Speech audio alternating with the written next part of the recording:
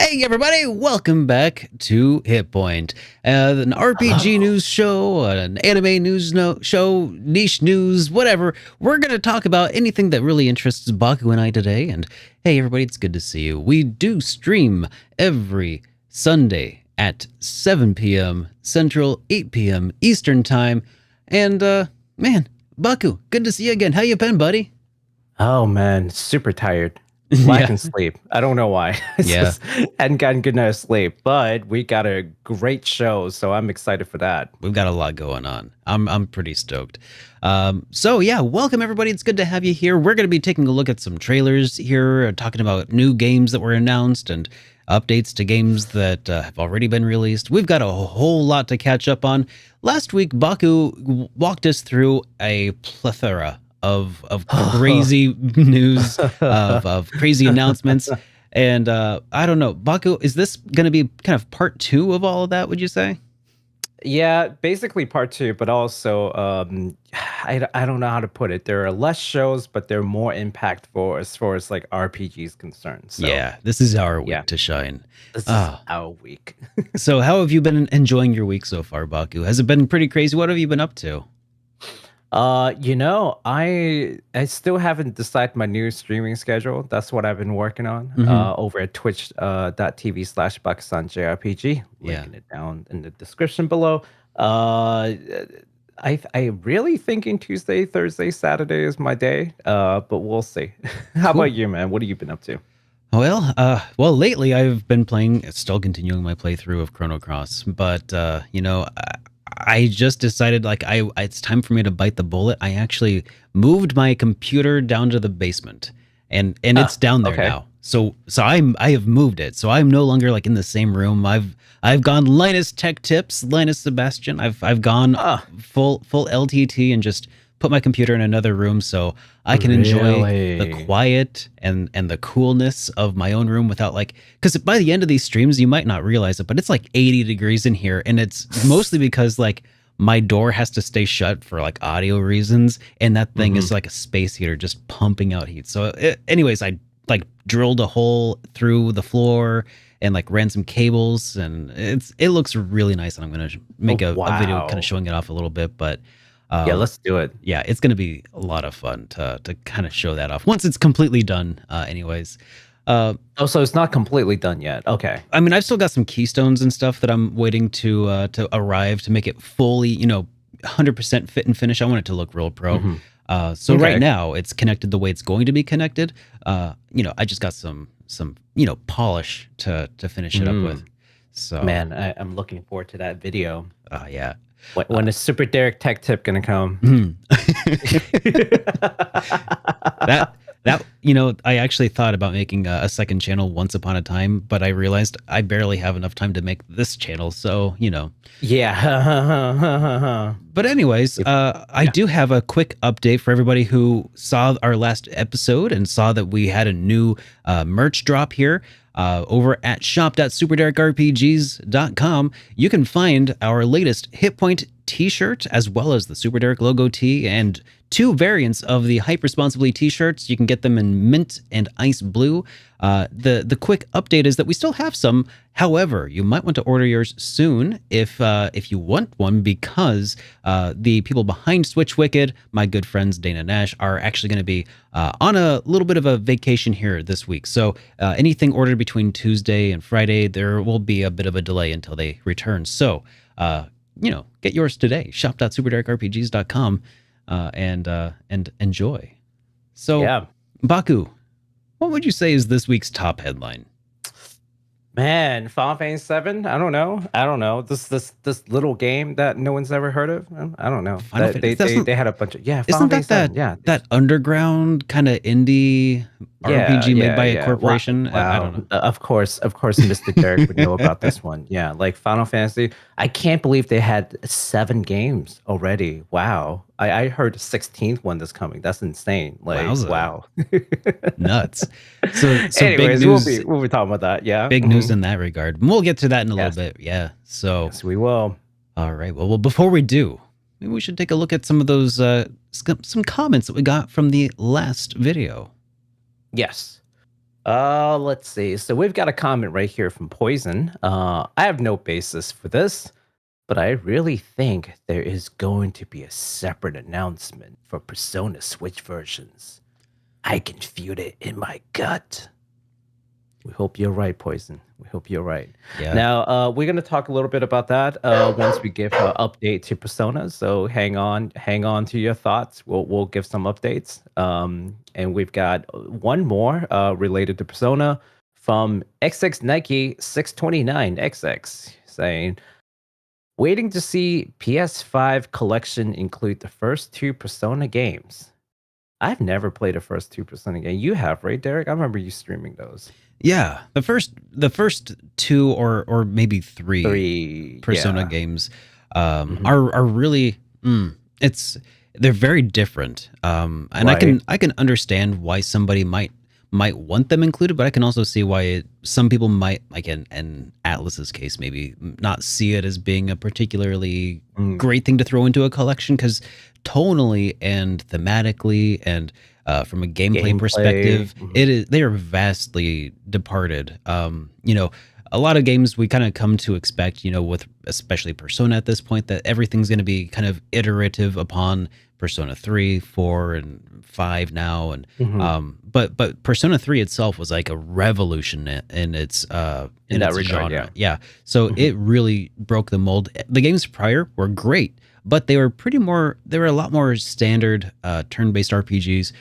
Persona 1 even was actually like a first-person dungeon crawler in all of its dungeons and stuff. So, it was a bit different. Old school SMT affair, right? Yeah. Yeah. I mean, back before they even knew that Persona was going to be its own thing, really, it was like, oh, here's this little spin-off of SMT. Therefore, it's very close to, OG SMT. Yeah, absolutely. So we've got a question for all of you. How many of you all want to see the first 2 games ported to a modern system? I would welcome it. I mean, in fact, if they can move it over to the Switch, I think that would be great. I agree. I think it would be a great game for the Switch. Like any game that was released on the PSP, they could basically pop over to the Switch. Thank you. Saying like, yeah, or maybe the Vita. Yeah, the Vita. Yeah, touchscreen. Yeah. Just don't get that back touch thing. That was stupid. Sony, what were you thinking? I hated the back touch thing. That was dumb. I've never actually used it. I have never used it either. I only ever had a Vita TV or a PS TV, which is really nice because it lets you capture gameplay and stuff for reviews and stuff. But the back controls, I honestly just never got it. Yeah, I didn't get it either. And I didn't play any games that needed it. I mean, front touch and screen is nice, but like back touch and screen, I don't even know what I'm touching. Like I don't even know what I'm touching. Just anyways, blind controls. Yeah. Yeah. Anyways, we got a side quest that we sent out to folks, right, Derek? We sure did. All right, are you ready to start awarding some XPs for these side quests? While you do that, let me go take care of a thing. Sorry. Why don't you go ahead and just go off on the list, and I'll be back in like 10 seconds. You bet. Okay. All right. So we got several people who responded to last week's question about basically what were the PS2 era games that you would really like to see remastered. And while we did talk about several, some of which were definitely tongue-in-cheek, some of them we did completely space, like the Shadow Hearts series, for instance. Shadow Hearts 1, 2, and 3, all 3 of them would be fantastic to get remade, and may have even at one point been some rumblings of that going into the beginnings of that, but who knows? Beyond that, we also got some requests for Star Ocean 3, Suikoden 3 through 5, Dragon Quest 8. I really, really want to see not a port of Dragon Quest 8 from PS2, but I'd love to see the 3DS port of Dragon Quest 8 onto Nintendo Switch or something, so we can get the extra content that we can't get from the PS2 one. Oh, hey, that's a pretty nice little T-shirt you got there, Mr. Baku-san. Why, thank you. Yeah, this tee just fits so well. It just like hugs the body. It does. Yeah, man, that looks looks wonderful, and I see you've got a full hit point bar. I'm glad to see your Oh my god, it's my hit points full. Yes, I'm not gonna die anytime soon. Yeah, Genki desu. Yeah. So I meant to wear the shirt for today's show, and I completely forgot about it until you brought up the whole shirt thing. I'm just like, good call. Good call. Anyways, yes. Hi. So what game we on? Valkyrie Profile 2. Amazing. Yeah. How about you go ahead and talk about Valkyrie Profile? Oh God, Valkyrie Profile 2 is it's a scary looking game. Listen, I would love to see a Valkyrie Profile 2 if and only if they fix the art style. Like they do, like how they do with what's that game Minstrel recently? Song? The Last of Us. Oh. Last of Us. You know how like they completely the new Last of Us announcement that they made? They're completely redoing the models. I mean, some people liked this, some people didn't, but for this game, you absolutely have to please fix the models. Just like it's just like that uncanny valley just drives me crazy. And we already know the minstrel song's coming, and just the universally hated art style, and I don't know why they are like still going through with it, but I'm like universal, but I'm honestly morbidly curious about that one. Yeah. We also have got from other people here Tales of the Abyss. Some that's a good one. Tales of the Abyss is good. Yeah. Xenosaga. My gosh, I would be so happy if they remade the Xenosaga games, because then I wouldn't have to spend, $2 or $3 or however many hundreds of dollars on on Xenosaga 3 in order to play the trilogy. Who owns Xenosaga? Namco Bandai. Really? Mm-hmm. Bamco. Man, the Xeno series has gone through 3 separate companies. That's crazy. I know, right? Started with Squaresoft, and then Bandai Namco, and then now a Monolith. I'm surprised that they were able to get Cosmos on Xenoblade 1. Did they? They did. Cool. Oh, Xenoblade 2. Sorry, not Xenoblade 2. Not Xenoblade 1. Xenoblade 2. Okay. They got Cosmos on Xenoblade 2. Yeah. I was gonna say I never played any of it. So. Yeah. Huh. That's awesome. Yeah, that's that awesome. Must be a collab thing. I mean, look, if I was Bandai Namco and they're still making RPGs, like I would totally seize this opportunity and go with the Xenosaga. Maybe like fix some of the model issues so that they are more consistent throughout the trilogy. Because people really didn't like the second one. Especially with the way that Xenoblade has taken off, Namco reinvesting into Xenosaga to kind of capitalize on some of that. Oh, that's gotta be ringing all kinds of bells. It's gotta be top agendas. Yeah, it's gotta be their top agenda. Well, you know what? Let's see how Xenoblade Chronicles 3 does. Because if Xenoblade Chronicles 3 is like a breakout success, I guarantee you Xenosaga is gonna get. I guarantee you. Just from a business perspective. That's a Bakusan JRPG guarantee. You can take that to the bank. It is not a rumor. It is my guarantee, which is probably worth less. We also got some. It is not even a rumor. Some people also mentioned the Wild Arms series, and I've only played the Wild Arms games on PlayStation 1, so I don't know about the PS2 era ones, but I would love to see more Wild Arms for sure. I don't think we have any Wild Arms like remastered remake right now, so it would be the whole series. Yeah, absolutely. It's a great classic. Yeah. And we had Growlancer and the OG Dot Hack series also. OG Dot Hack, yeah. Actually, they talked about doing the OG Dot Hack at some point because they did Dot Hack GU in on Steam, at least I know. I don't know any other platform, but so they asked CyberConnect if they plan on doing it, and they said that there's sort of plans. But if GU sells well, we'll revisit it. I don't know how well GU sold. But how long ago was that? Because it's been a while. The last news I heard about it was that they wait. The money, the bean counters, the money people did some analysis and determined that it wouldn't be a profitable endeavor. Yeah, that was 2 years ago, I think, that last I heard about it. But oh yeah, no, that's about the same time frame. Yeah, they wanted to see if GU would sell well, and I don't think it met their goal. So yeah, it costs money to do these things, guys. Man, you got to vote with your wallet. That's what it is. That's true. And then finally, we have Atelier Iris and Monokamiya series. So, yes. I've not played any Monokamiya or Atelier, so Atelier Iris, instead of like their typical Atelier kind of game, it focuses more on the RPG aspect Oh instead yeah. of the like alchemy aspect. So a lot of RPG fans like the Iris series a lot more versus your typical Atelier series. In fact, some people are still playing those games, and they're really well liked. Hmm. I think there are like 3 games in the Iris series. Yeah, Cool. yeah, yeah. All right. Well, thank you everybody for submitting your answers. 100 experience points awarded to each of you, and you have all gained a level. Congratulations. For what it's worth.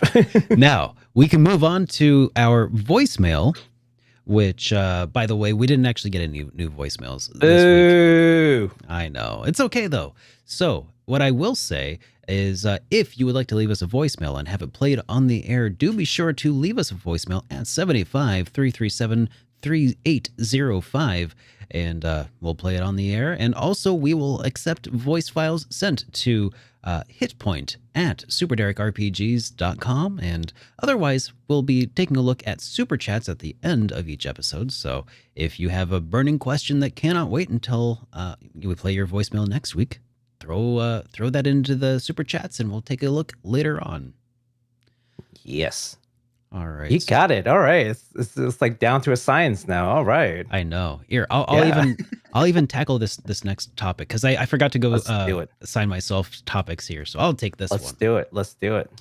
All right. So we got some updates to something we talked about last week. Last week, we were talking about the new Persona 3 Portable, Persona 4 Golden, and Persona 5 Royal.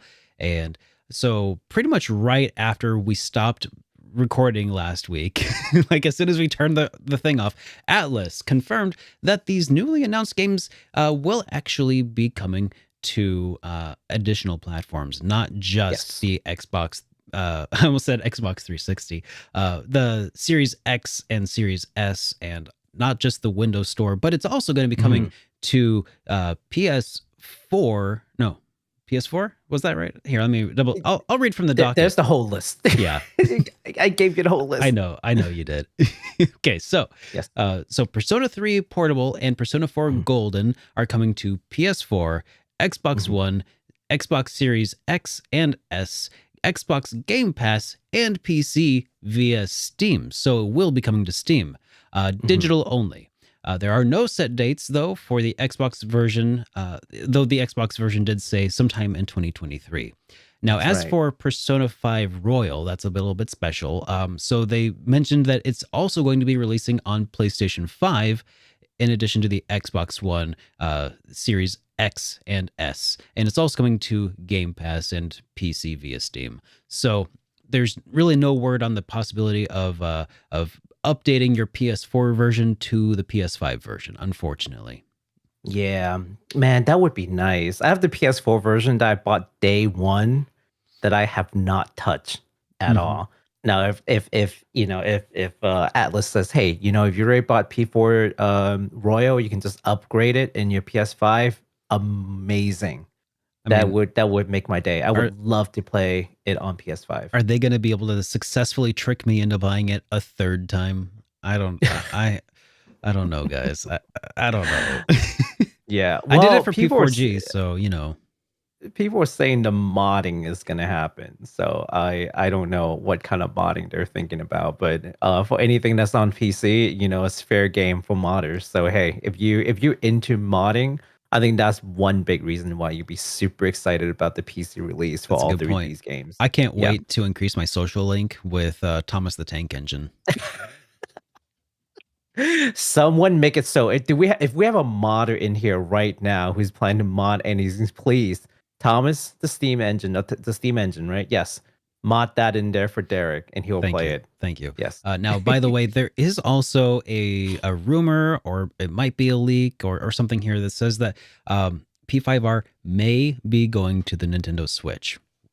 We'll acknowledge that rumor exists, but we have to remember that because it's not an official announcement, we kind of have to just hype responsibly and not overhype it and cautiously be optimistic about it, but I wouldn't make plans about it, just yeah, hold tight.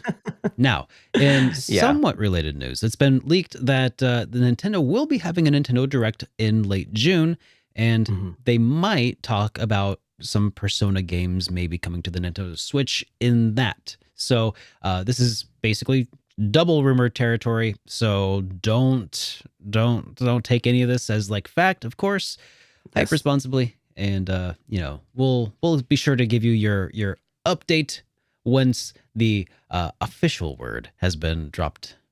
Yeah, absolutely. No shame in pressing after doubt until an official announcement. Absolutely do not buy into just random rumors. There are some rumors that are there's some leaks, I should say. There's some leaks that are more credible than others. This P5R one is just like a case on some third party seller website that got leaked. That's like, that could be anything. I don't know. Like, but we'll talk more about different levels of leaks later on. But yeah, for this one, take it in a grain of salt. If it comes to the Switch, though, awesome, because we're all for more ways to play a game without limits. But again, just what Derek said. What a wise man had said once about hype. What was it, Derek? What was that? What is that about hype?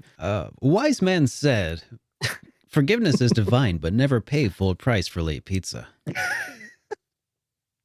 Well, there you go. But also and hype responsibly, yes. All right. So I'm gonna rapid fire tell you guys some release that's coming next week. So not a year from now, not a month from now, next week. Okay, here are a couple of games. All right. The Caligula Effect 2 on the PC port is coming in June 23rd. Sonic Origins coming on June 23rd on PS4, 5, Xbox One, Xbox Series XS, Switch, and the PC. Fire Emblem Warriors 3 Hopes, that basically the Dynasty Warrior kind of game with Fire Emblem a Three Houses character. That's coming to the Switch on June 24th. Capcom Fighting Collection, which is a collection of like old Capcom fighting games that you can play now online, which is really cool. That's coming June 24th on PS4, Xbox One, Switch, and the PC via Steam. Last but not least, we got Pocky and Rocky Reshrined on June 24th, released on PS4 and the Switch. I do believe they have online multiplayer on that one, so that was really cool. Yeah, nice. That's really exciting. So those are some games that we're just throwing out rapid fire. But this next one, we're gonna spend a little bit of time because we haven't talked about this one yet, and I'm super excited for this. All right. Well, do you want to take this one, Baka, then, since you're super excited for it? Yeah, sure. Want to switch off? You bet. Yeah. Okay. So let's talk about Somnium Files nirvanA Initiative, which is the sequel to the original Somnium Files. It is developed and published by Spike Chunsoft, and this is from the creators of the Zero Escape series. In case you've never heard of this game before, it's from the creators of Zero Escape series, 999, Kotaro Uchikoshi. This is a direct sequel to that 2019 games and aforementioned. Mitsuki Okiura from the first game Return. Now 6 years later is the protagonist's new title. She is now a special agent of the Aigis Squad with the Tokyo Metropolitan Police Department, and she has Aiba implanted into her left eye. Mitsuki will be joined by another character, Ryuki, who will serve as the game's secondary protagonist. So that's all really exciting stuff. We've got a trailer for you that we would like to show. So let's take a look at that. You bet.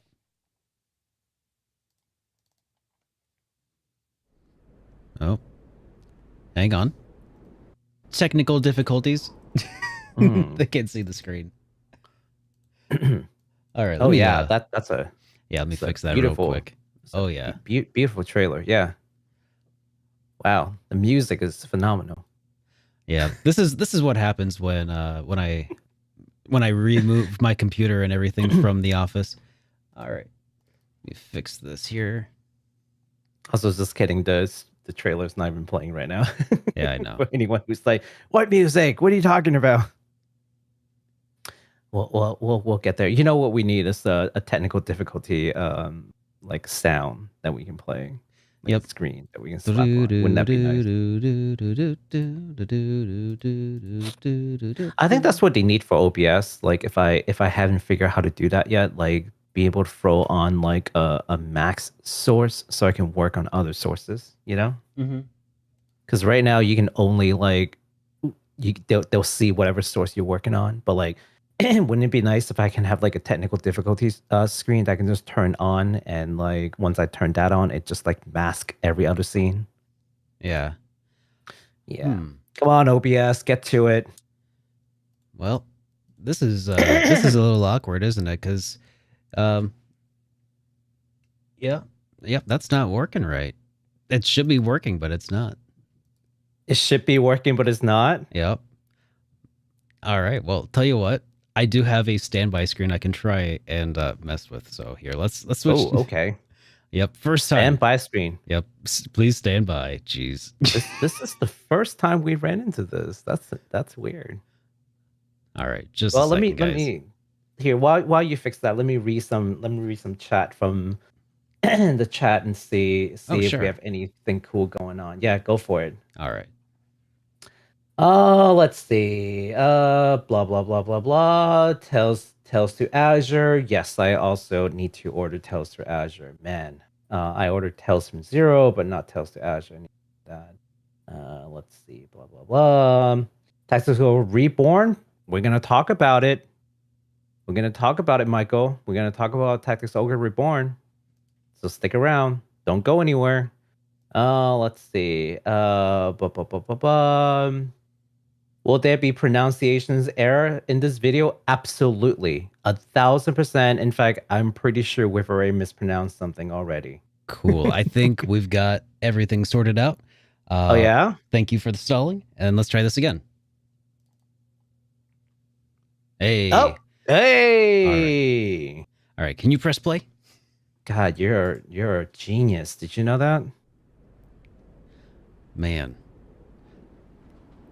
Can you guys see it? Are you guys seeing this? They can see it. Please let me know. The most professional podcast on all of YouTube. I'll never forget. It's the left half of his body. Ooh. Yeah.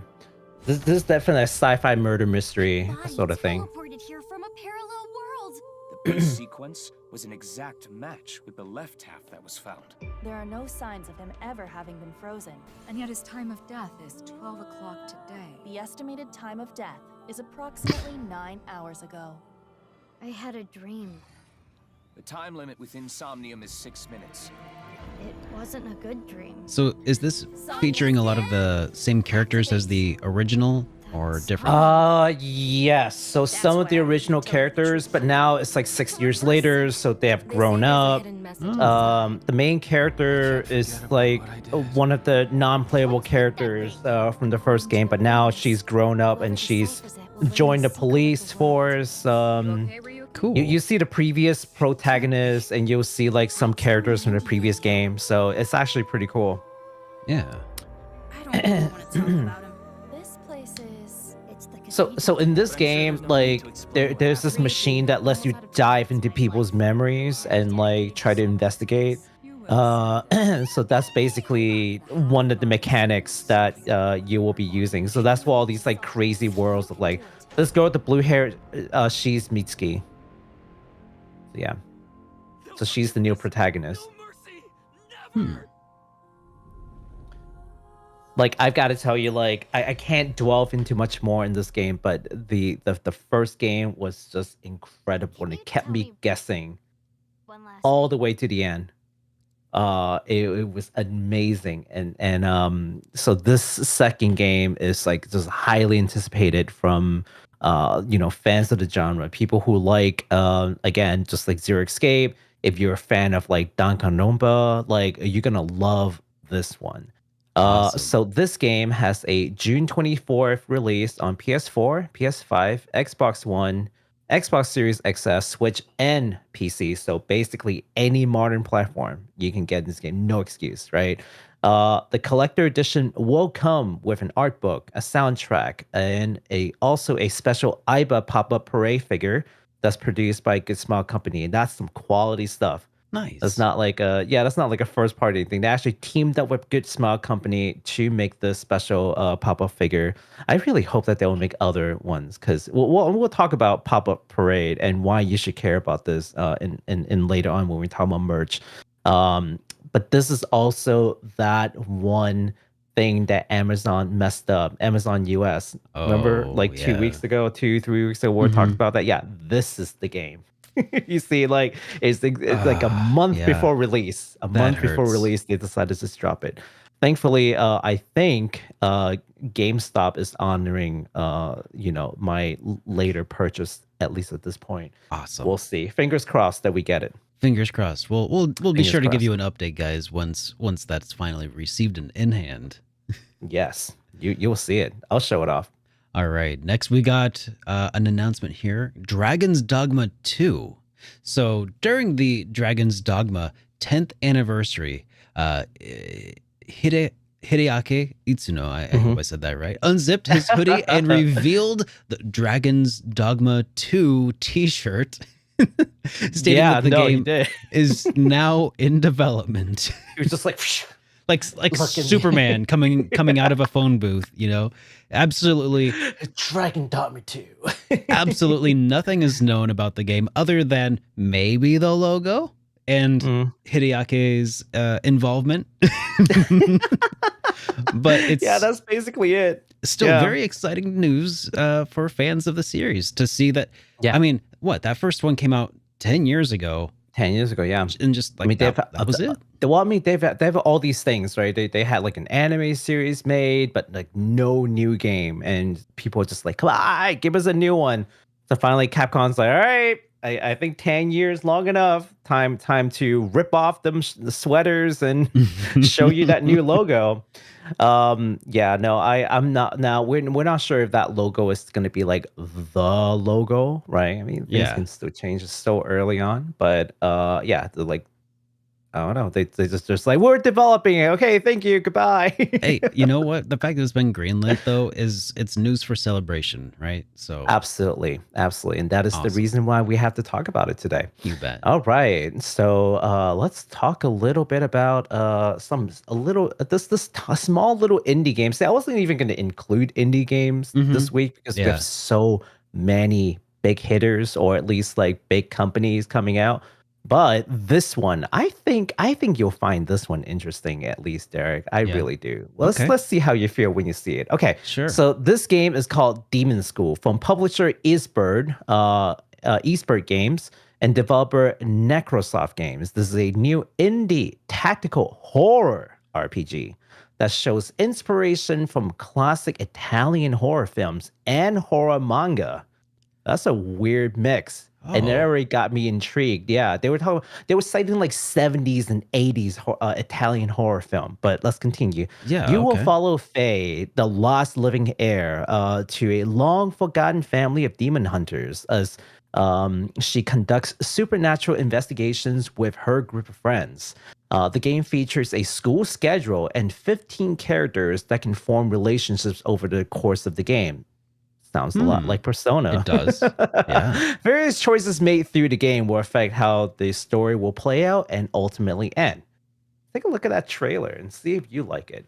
Yeah, let's. I have a strong feeling that this is like Derek will at least be intrigued by this. Yeah, I'm very intrigued.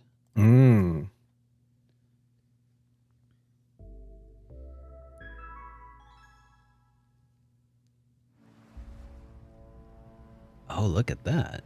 That's a unique aesthetic right there. Yeah. I love the way they run.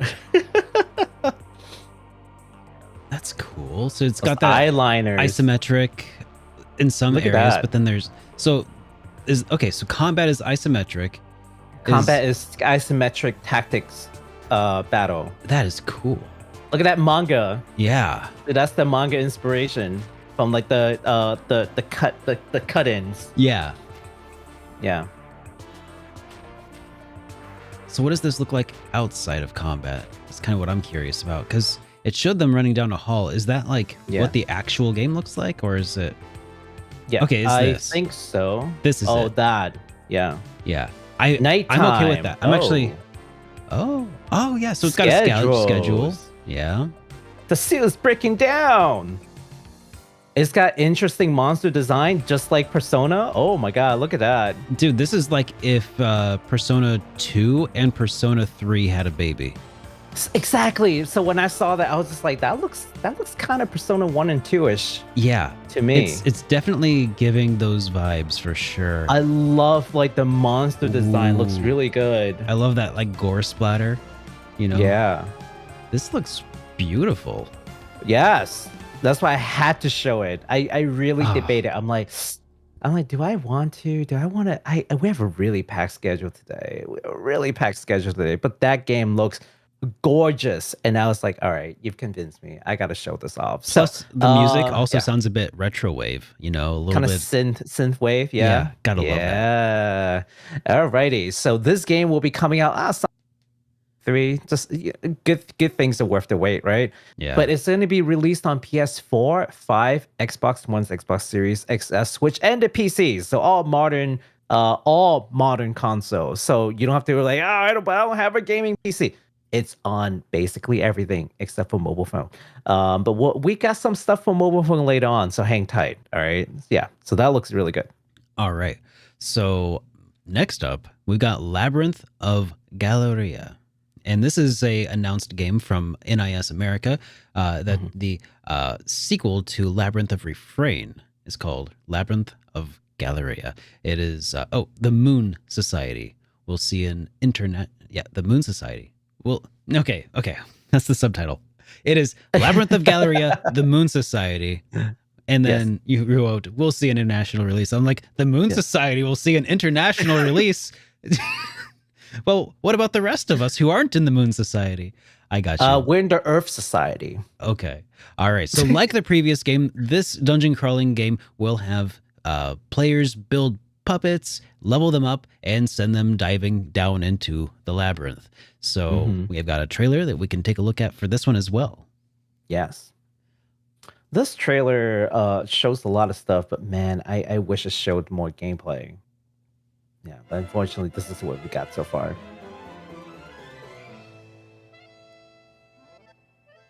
If the art and the music looks very Disgaea, well, because it should. NISA, It's my NIS, so yeah. What do you expect? Yeah, that is so Disgaea art there. Definitely. Like unmistakably 100% Disgaea. 100% Disgaea art. Yeah. Yeah. So you said that there's not really any gameplay, so it's there it is. Just sad. That's why I'm like, I wish there was a little bit more gameplay, but I mean, it just shows battles. I wish to show you a little bit more. Battles important, but I want to see like other things. Yeah. I guess in many senses, this game is a lot like the Heroes Academy in a way, where like you're building a group of people and then you're going into do dungeon crawl. But instead of like a class of heroes, now you have like a bunch of puppets that you're sort of the puppeteer who are like building these magical puppets to do these things. So first similar concept. Yeah, but if you like that kind of game, and we're expecting to see it in early 2023 on PS4, PS5, Switch, and PC. The game is immediately available in Japan. So that's right. So if you want to read the Nihongo, you can go play that right now. But if you're like the rest of us who are not well versed in moon runes, please wait until early 2023. You didn't have to call me out like that, Baku, but okay. I'm calling out myself. What are you talking about? Okay. Next up, we got a big game that got buried under, unfortunately, which is crazy. I think, and the game is called Wolong Fallen Dynasty. So I don't know if you guys have not heard of Wolong Fallen Dynasty. I don't blame you, because it got like buried under Resident Evil and buried under Final Fantasy VII. But make no mistake, this is a huge AAA title. So let's talk about it. Okay. Koei Tecmo and Team Ninja. I mean, like You've heard of them, right? I don't know. I just assume. Yeah. I've heard of. Just maybe. Yeah, I heard of them. Announced their newest project to be Wolong Fallen Dynasty. It's a SOS game similar to Neo, which they've also worked on, that will take place in the Three Kingdoms period in China. Now, not much is known about this game at this time, other than the trailer that we'll show you in just a minute. But I do want to point out that the kanji of the name Wolong does offer some possibilities as to what this game is about. This is where my Chinese knowledge comes in. Wolong is the nickname of a famous military strategist in that area, and his name, I believe, is Zhuge Liang or Koming, which, by the way, there's a recent anime that came out, Your Boy Koming. That guy. No, serious. That's what it's called. Recent anime called Your Boy Koming. I'm not kidding. What's up, he's a YouTube? rapper. It's your boy Yomo. He's a rapper. Serious. Oh my God. Dead serious. That's great. And apparently it's a really funny anime. So I don't know. You should check it out. I haven't watched it yet because I want to wait until it's done airing. I'll binge it. Yeah, but that guy. So his nickname is called Wolong in real life. Is due to his reclusive lifestyle, but his brilliant strategy, right? So it also means crouching tiger. Crouching dragon for anyone who's wondering what it translates to in English. So that's one possibility. Now, another sense, Wolong can also refer to anyone who is really strong, or really powerful, really influential, but lives a very relatively modest lifestyle. So and hence why Koming also has that name, because he's like a super brilliant strategist, but then he's also recluse. So this can also refer to someone else who has that similar attribute. So in the website, it says militia soldier fighting for survival in a chaotic Three Kingdoms. So it could be that this is really just in a reference to someone who has the power to change the world, but remain very unknown through history. So we'll see what that really means. But I'm very intrigued by why they decide to call this game that. So let's take a look at the trailer, because this game looks incredible for anyone who's down for more SOS games. All right. Gross. Yeah, that's a little. War is gross, It's true. Yeah, war is not fun. War. What is it War good never for? changes. Damn, I thought you were gonna say war. What is it good for? Absolutely nothing. Look at that. That looks nice. Well, I mean, what do you expect from Team Ninja, anyways? You know what I'm saying? Ninjas. Ninjas. This Yeah, is they've what is since- this? Team Samurai? Where's the ninjas at? They've since walked away from the Ninja Gaiden games, which is a shame. I know. Maybe at some point they'll revive them with this new, Souls-esque.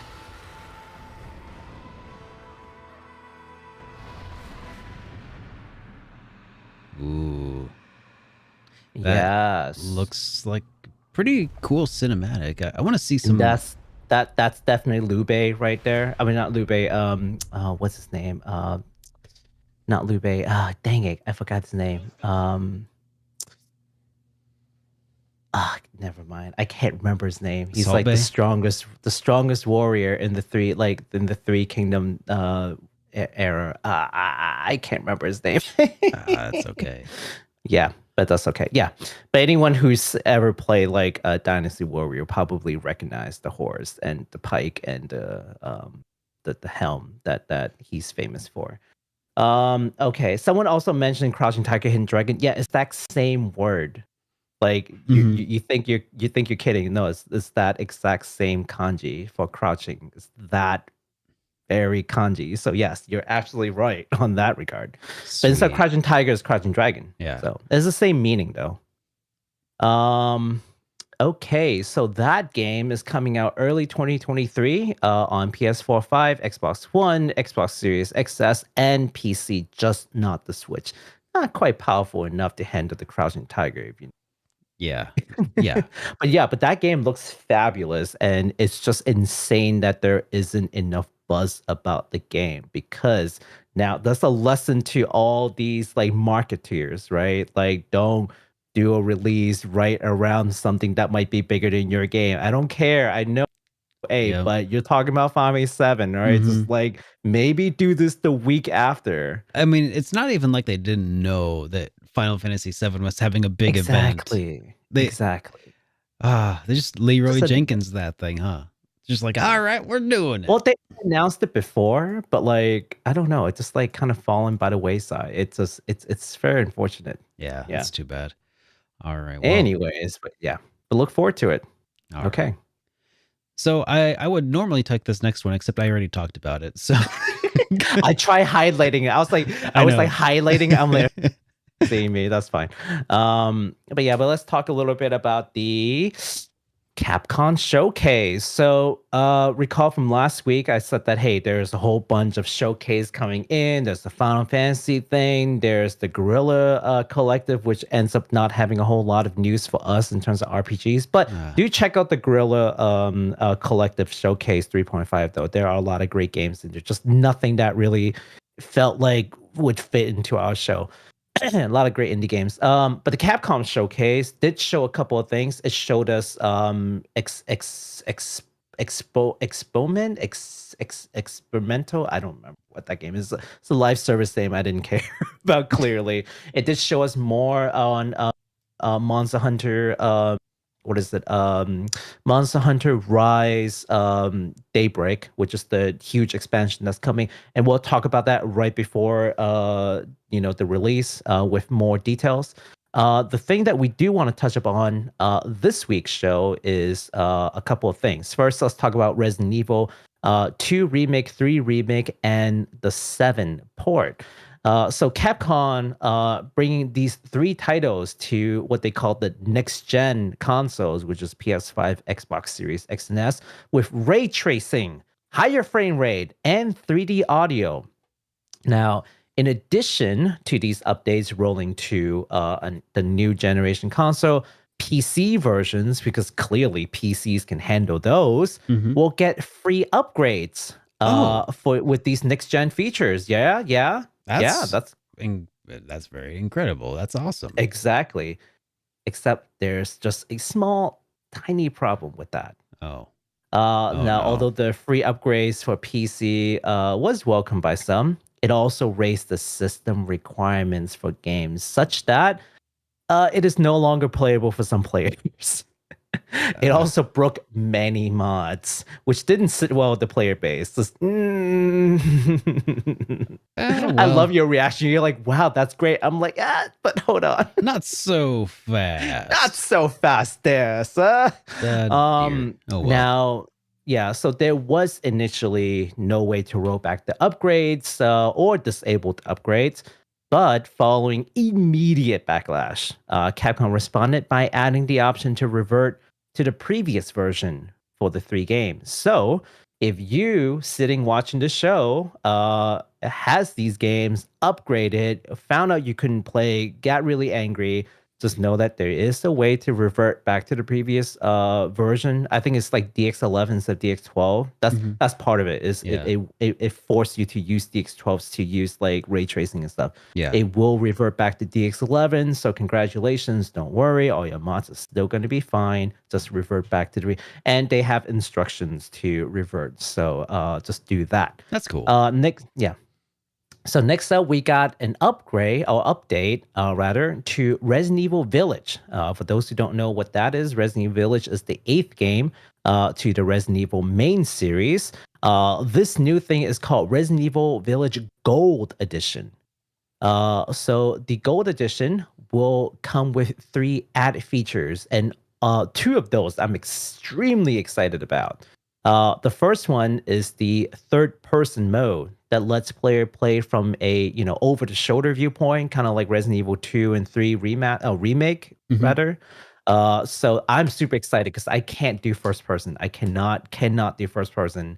And some of my viewers on my Twitch channel, when they see first person game, they will just like vomit right? So, but geez. somehow third person makes it a lot easier for them to watch, and Huh. it makes it easy for me to play. Mhm. So absolutely welcomed. And this is not like a mod, like so all the cutscenes that you usually see from the first person perspective, now they will be seen from the third person perspective. So it's Oh, all good. redone from Capcom, which is super awesome.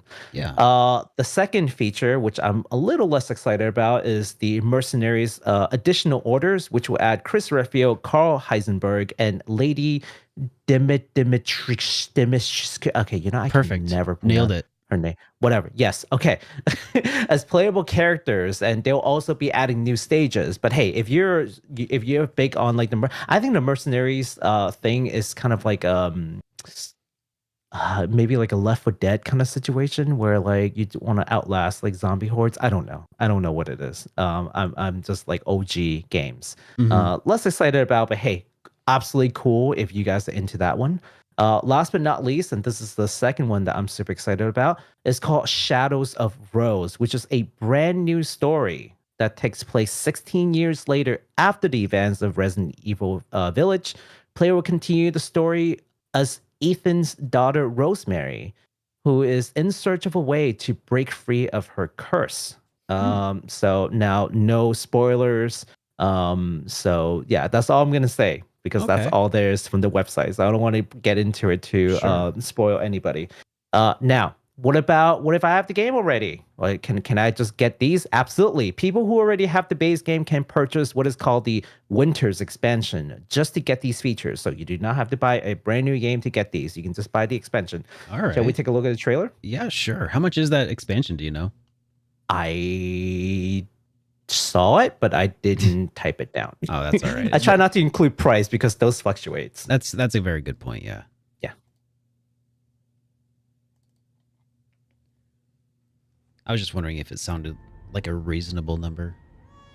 You can upgrade for $60. Oh, by the way, you know what's interesting is that Shadows of Rose is automatically third person. Oh, cool. So I think they're starting to think maybe first person was not a good idea. Things even Chris doesn't know I can do. I want to live a normal life.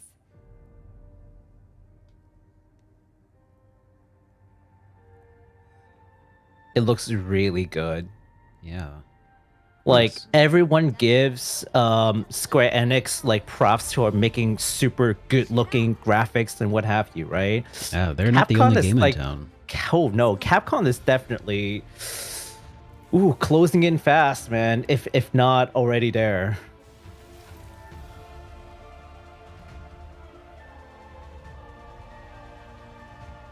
I'm not gonna lie, I was more excited for this than Final Fantasy VII. Really? Well, because this is more of a reality. Final Fantasy VII is like, yeah, see you in like next year, maybe. You know, Oh, I see what you mean. I'll leave it for like future Baku to be excited on. This is like coming in 2-3 months, right? That's a good point. Yeah. Call me short-sighted, but and here's the new Mercenaries. Chris Redfield. I feel like that's like a really good strategy for hyping responsibly. You know, just get Carl excited for things Heisenberg. when they're you know, Lady Dimitrichku. Yeah, absolutely. Absolutely. Yeah. That's why I tell people. They're like, "Are you excited for Final Fantasy VII Rebirth?" Oh, that's more. Oh, Yeah. I bet. This is the third person mode. So Ethan is the main character for Final Fantasy VIII. This is the third person mode now. You see that? Yeah. It looks so good.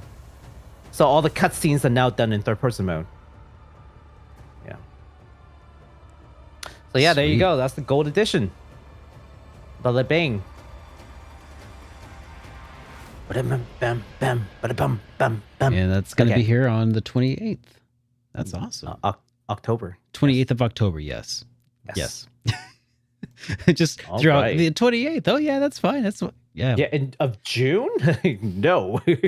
Please. Add 4 months to that. Yeah. Okay. All right. So we also got news about the Resident Evil 4 remake. So we previously talked about RE4 remake and how we finally have some new some games scenes to actually show what the remake will look like. So we have a trailer to look at. So yes, let's pull that up as well. Yeah, we got some game scenes this time. Because before, during the PlayStation Showcase, they only show like cinematics.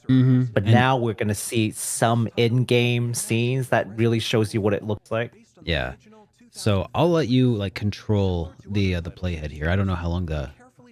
Let's skip on a little bit because yeah. So let's look at this. I think this is more interesting. Like so it's definitely third person. Yeah. I mean, and like you don't just like get to like run in and just like punch zombies. Like the game. This is the important part. People that play recent Resident Evil 2 should be familiar. I think that says a lot about the game. Looks really nice. That third person perspective. I think that's the important part. There you go. March 24th. So that's just 9 months away from now, basically. Super. Yeah, cool. that this is pretty much it. All right.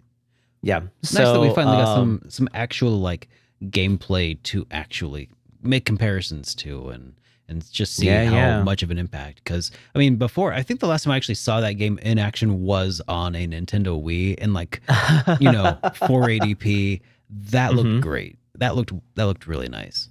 Yeah, I mean, it's about time. They've sort of like redone 0, they redone 1, 2, 3, so naturally 4 is next. So I think it's pretty much on brand and on schedule, right? We already knew this is coming. So no big surprises. I think the only surprise at this point is what's the gameplay mechanics gonna be like, right? Is this first person? Is it third person? How do you combat? And it seems like it is gonna lean towards Resident Evil 2, Resident Evil 3, which that's what the director and the producer said in the trailer. So I'm pretty excited for that. Yeah.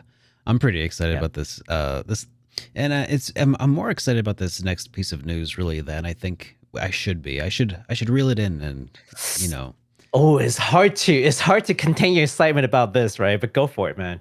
Yeah, I'm trying. So after this Capcom showcase, Capcom decided to put out a little bit of a feeler, a little survey.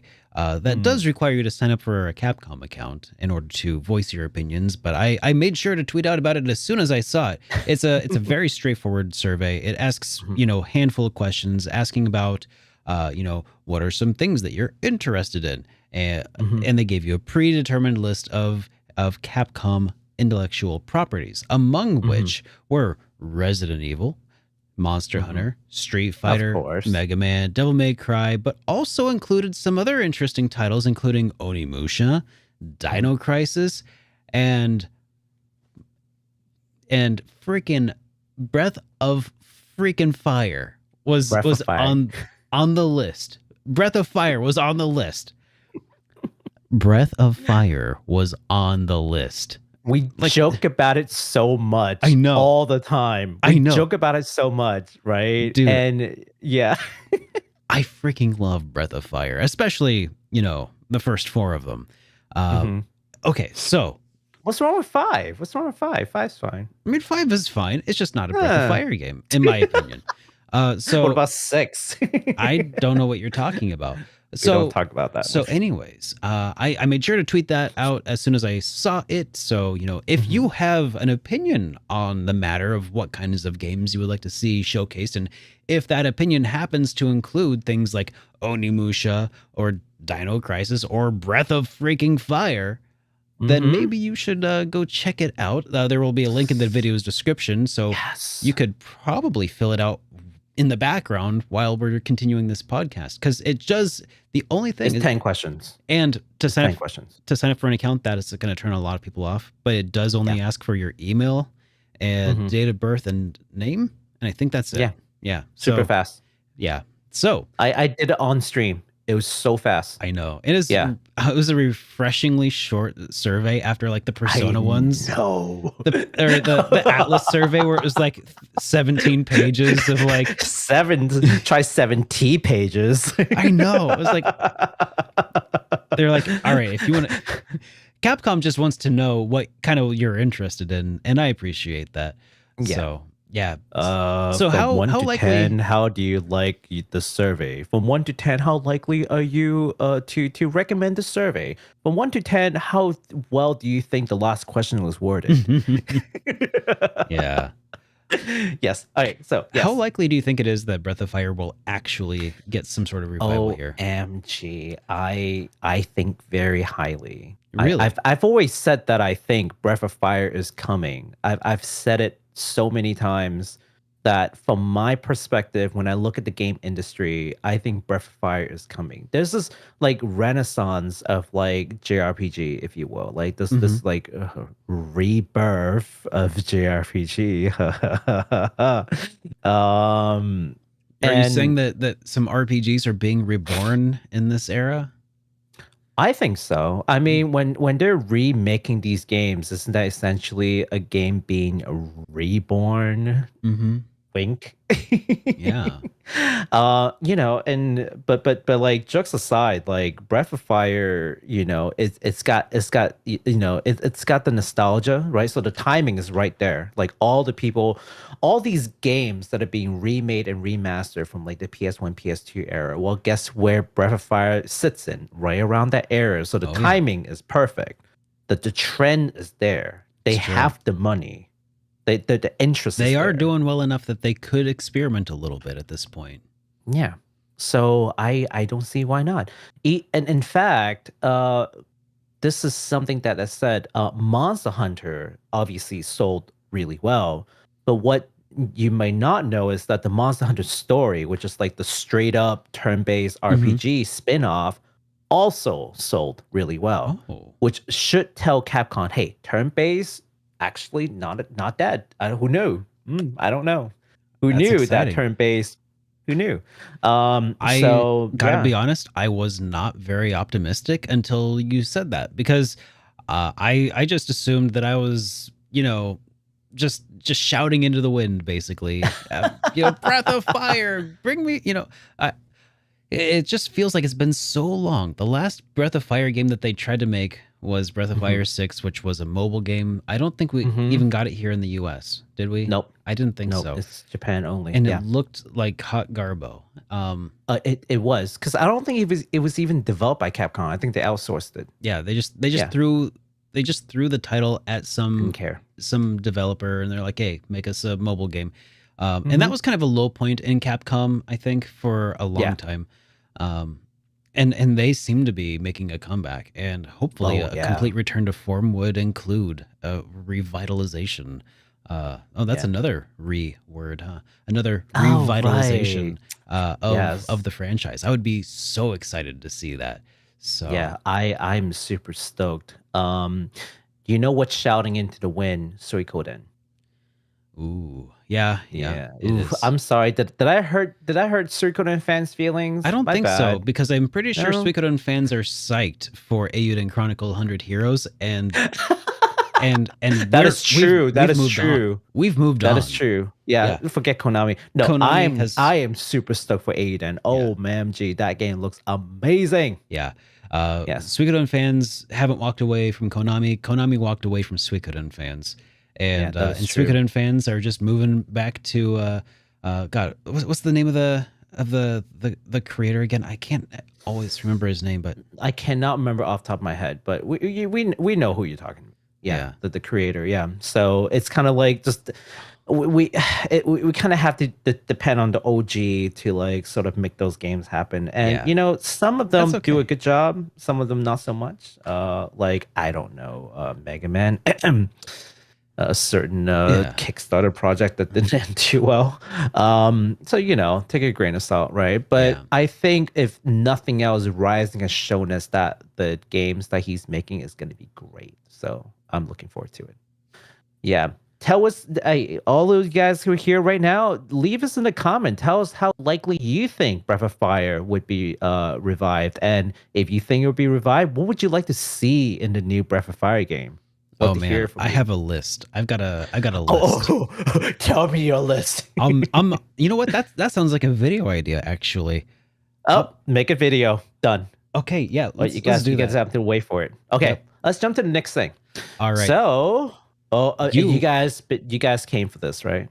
Yeah. I mean, didn't we all? You guys came for this.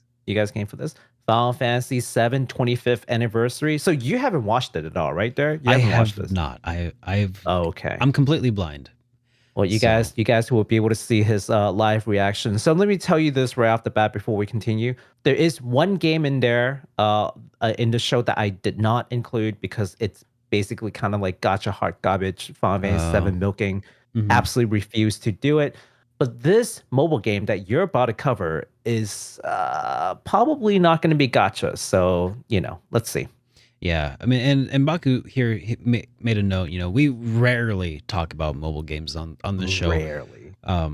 Not just like sometimes we really enjoy some of them. Like I loved Fantasian, for instance. I think it's a glowing example. But some people, unfortunately, we've recently learned don't really have the access to games that we all kind of take for granted, and some can only play on mobile. So we are going to try to cover this one because it looks like it could be a pretty promising mobile phone RPG. Absolutely. So, yeah. Based on the original trailer, it looks like this game is a Final Fantasy VII compilation that will cover the stories of Before Crisis, Crisis Core, OG Final Fantasy VII, Advent Children, and Dirge of Cerberus. It's going to cover the breadth of like those 5 pieces of IP stuff, if you will. Lack of better words. 5 chapters to this like grand like masterpiece of Final Fantasy. Sprawling current canon of Final Fantasy VII. So although it's not called a remake, this very much looks like it's going to be a remake in every respect. And in fact, the only known compilation that covers the entire story of Final Fantasy VII within a unified look and feel. So it's a free to play game with some in-app purchases. Hopefully they won't be gotcha in nature, and hopefully they won't be predatory. We'll just have to see when it does come out. But we do have a trailer, and it looks like it could be pretty good. It's so pretty. Take a look. It's so pretty. I'm actually slight interested in playing it, not going to lie. I know, mobile game, I know, but I mean, if this is not a remake, I don't know what you would call this. This is absolutely a remake compared to like the original Final Fantasy VII. There's a whole new engine. The battle system is different. It certainly is. Like I don't know, it just checks all the check boxes of what constitute a remake. It's just not called the remake because remakes are already taken. So that's what it looks like in combat. Yeah, in combat looks completely different. It looks so good. That does look at that. Look and that's good. Mobile phone. Well, I mean, imagine playing that on like an iPad. Like, I think it's gonna be amazing. So what is this UI at the bottom here? I'm seeing with like the 4 or 5 squares. Know. I don't know. Some skins. So I'm thinking that's what they mean by in-app purchase. Yeah. Yeah, the skins. Skin purchase. That was definitely that's fine. Yeah. That was definitely Advent Children Cloud. Make some money. Go for it. If it's skins only, I'm down. They might sell chapters, which I am okay with. I mean, sure. Yeah. Like they might give you like the base OG7 game, but they might sell Crisis Core and Before Crisis and Advent Children, Dirge of Cerberus. Totally cool. If they sell them like $10 each or something, whatever, that's fine. And you get the full game for like $40. Sure, whatever. I think that's fair. This actually looks really good, doesn't it? Yeah. And also, you get to see weirdly conflicted about this. Get to see this. Get to see a young version of a certain character. It's that young Sephiroth, if you see there.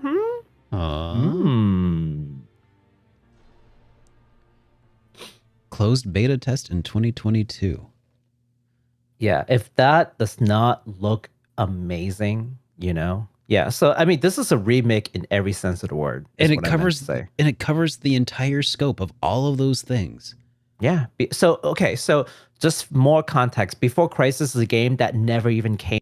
So this is probably the first time in the West that you can play Before Crisis. Crisis Core is in PSP. OG 5.7, of course, everyone played. Advent Children is a movie, right? Mm-hmm. And Dirge of Cerberus is, we don't talk about it. But no, they haven't shown anything in terms of like Dirge of Cerberus, like gameplay. But given how game development works, it's very likely that they're going to have all 5 of these titles, if you will, under a similar, like a unified look and feel, same engine, and probably the same battle system. I don't think they're going to vary all too much. So that's going to be pretty crazy. We don't know what they're going to do for FF7 Advent Children yet. I mean, it's listed in the original trailer, not this one, but the initial trailer. But it's very promising. Wouldn't the absolute irony be that like this blew up more than Final Fantasy VII Remake because it's what so many people wanted Final Fantasy VII Remake to just freaking be? Yeah. No, you know what? I've seen a lot of like I got on Twitter. I've seen a lot of tweets where I go like, "Oh yeah, we're super stoked for Ever Crisis. This is what we want that remake to be." But then they give us this like high def like action like battle BS. I mean, look, I like them both. I've talked about this before too. But, I know. I like them both as well. Yeah.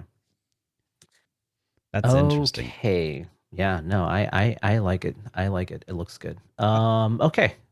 So next one. This one is the thing that I'm like super stoked about, actually relative to the second installment to the remake, and that is Crisis Core FF7 Reunion. Another one of those rewords. This is the fully voiced remaster of Crisis Core Final Fantasy VII, which originally came out in 2007 on the PSP. The game focuses on Zack Fair, a young member of Soldier who is assigned to look for the missing soldier, Genesis Rhapsodos. I'm totally mispronounced that name, I'm sure. Yeah. This story will take us from the Wutai War all the way to just before the beginning of the original FF7 story. So it spans quite a bit of time. Yeah. If you look at the trailer, you will see why I'm super excited for this. So this is actually a game I remember predicting during our last show might be showing off. So I'm pretty excited. Take a look.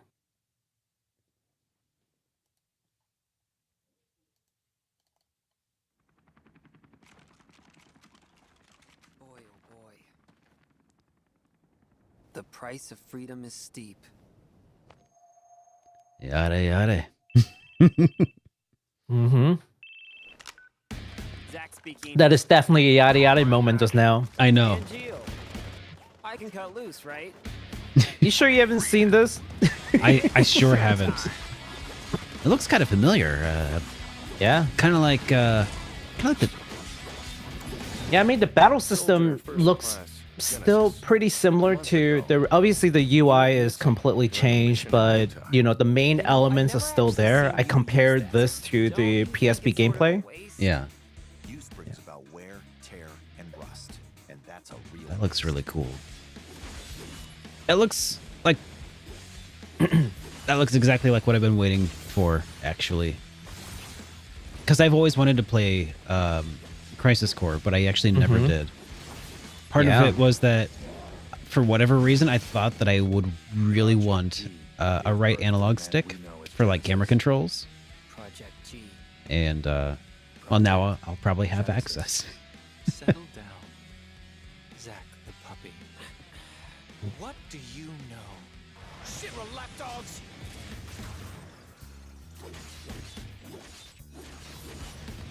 It looks really good. I'm super stoked for this. I'm 100% gonna play this one. Yeah. Yeah, I probably will too. Ooh.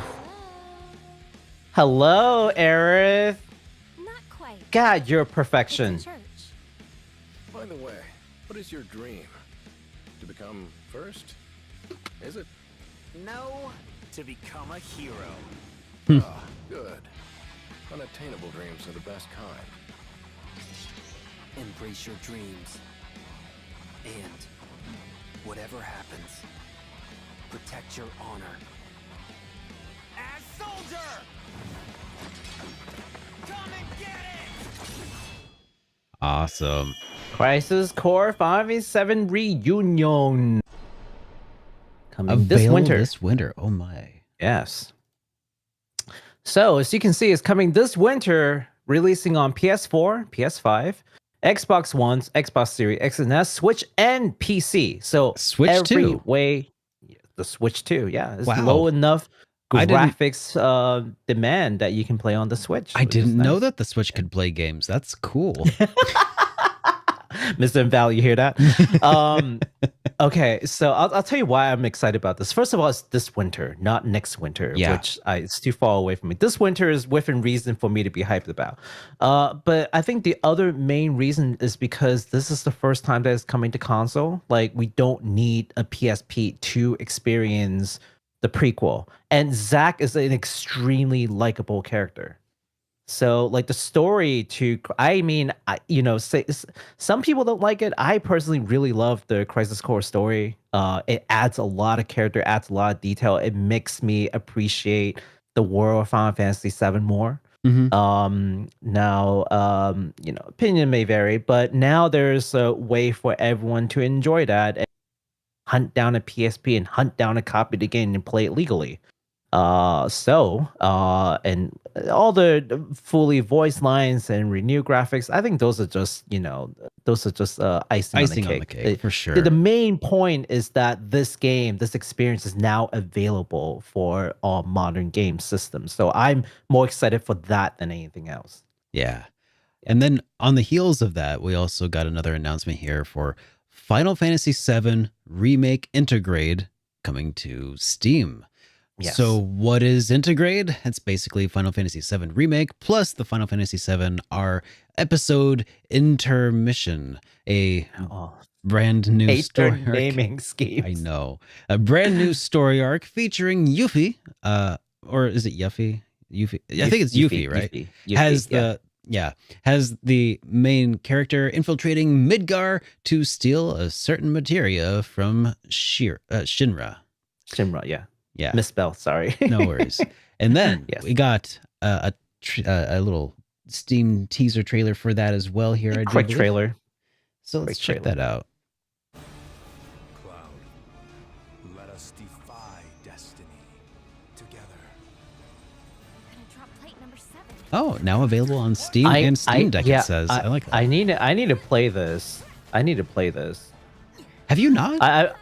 No, I'm not playing Intergrade. Intergrade. Okay, I haven't done Yeah. Intergrade Oh, either. Intermission. I'm not playing Intermission. Yeah, me neither. I played a base game. I have a PS5. I have no time. Because a certain mod in my Twitch channel is making me play Persona 4 right now. Oh, good. I'm glad to hear that you're playing it. A certain mod who's also here in chat right now. How are you enjoying it so far? I actually like it a lot, so It's really I'm good. not mad at it. Yeah, I actually really do like it. Awesome. But there you go. I mean, nothing new. I just want to show this quick trailer to remind everyone this is about. Yeah, no big news there. That's already available on PS5 and PC through Epic Games. But now, if you don't like Epic, and a lot of people don't, and you just love Steam, which I also do, this is coming soon.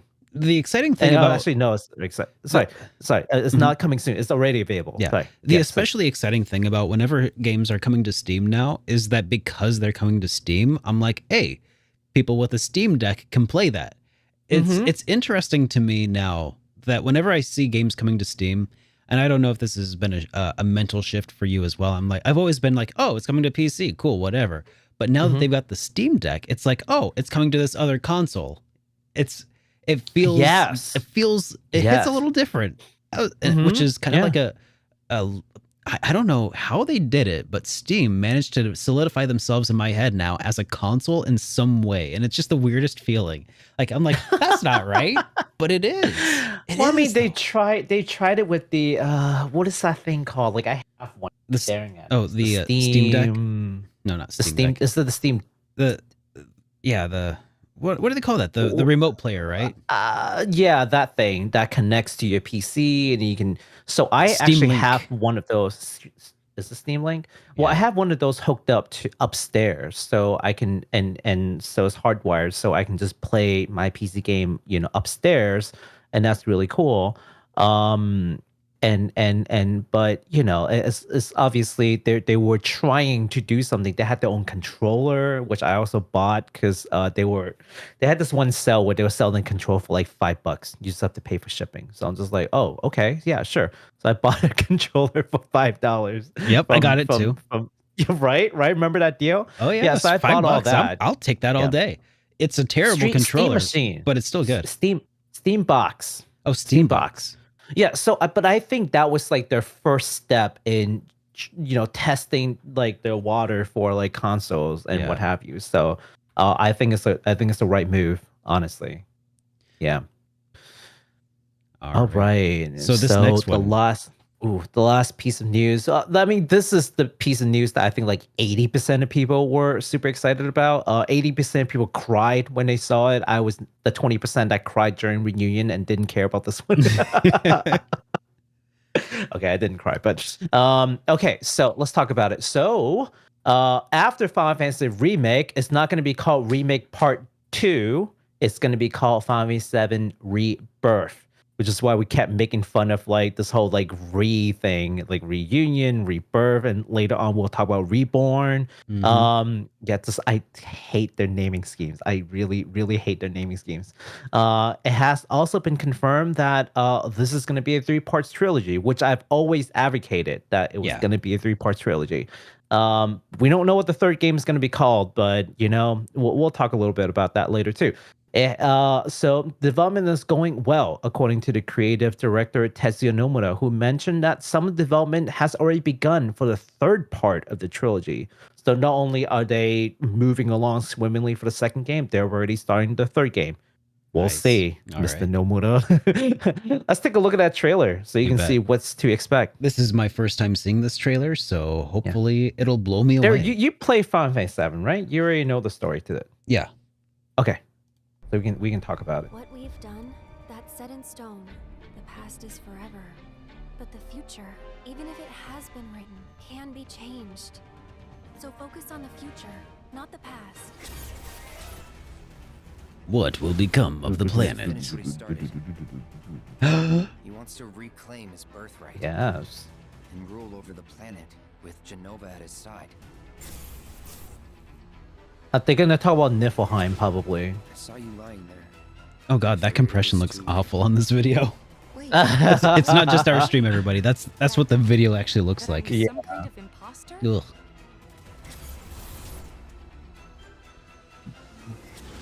You were here with me. Oh, Zach. Where are you? What happened to you? Well, now you finally get to know what happened to Zach. Sorry. Why is he in the sorry state? That's what they cover in Crisis Core. Huh. Rebirth. Interesting. Next winter. Next winter. Oh geez. I love So that is the next winter why everybody cried? No, you know what? It became a meme on Twitter, I think, because they say this winter, next winter, and like people are like, "What's next winter? What does next winter mean?" Everyone is just like crapping on Square Enix for not giving like a month or a year instead, just like next winter. I know, because it's like technically next winter is the one that happens this year, right? No, that's this winter. I know, but I know it's just such such vague language intentionally. Yeah. So it's like bi-weekly. Is that every 2 weeks or twice a week? Yeah, exactly. Yeah, it's like that. English is a terrible language sometimes. But yeah, so I don't know. Like, so we've got this whole thing going on. I asked about it. A lot of people asked about it. What do you all think that third game is going to be called? Like, okay, so the first game is Remake. The second game is Rebirth. What do you all think the third game is going to be called? I've heard Rebuild. I've heard Revive. I've heard Revive. Revitalize is one that I said a little bit ago. Remission. Remission. Relapse. Oh no. Oh man.